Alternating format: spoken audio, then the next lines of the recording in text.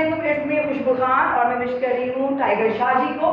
Tiger Shah जी बहुत अच्छे हमारे सहाफ़ी हैं, मोस्ट सीनियर सहाफ़ी हैं और जितनी तारीफ कीजिए उतनी कम है। इतने काबिल इज़्ज़त हैं, इतना प्यार करते हैं हमारे साथ, हमारा प्यार है उनके साथ। हमारा आज का नहीं बहुत अरसे से हमारा साथ चला आ रहा है और मैं अपनी थैंक्सफुल हूँ कि वो कभी भी मुझे भूलते नहीं हैं। और हम कैसे भूल जाए कि उनकी बर्थडे और हम भूल जाए।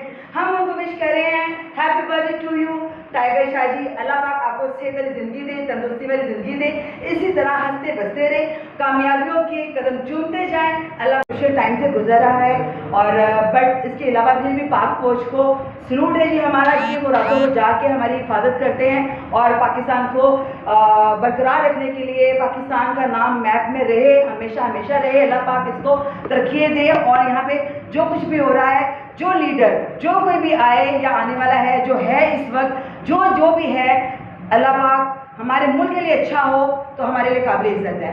जो हमारे मुल्क को बचाए, हमारे मुल्क के लिए अच्छा करे, वो हमारे लिए काबिल इज़्ज़त है, उसको हमारा सलूट है और पाक फौज को भी हमारा सलूट है। पाकिस्तान जिंदाबाद।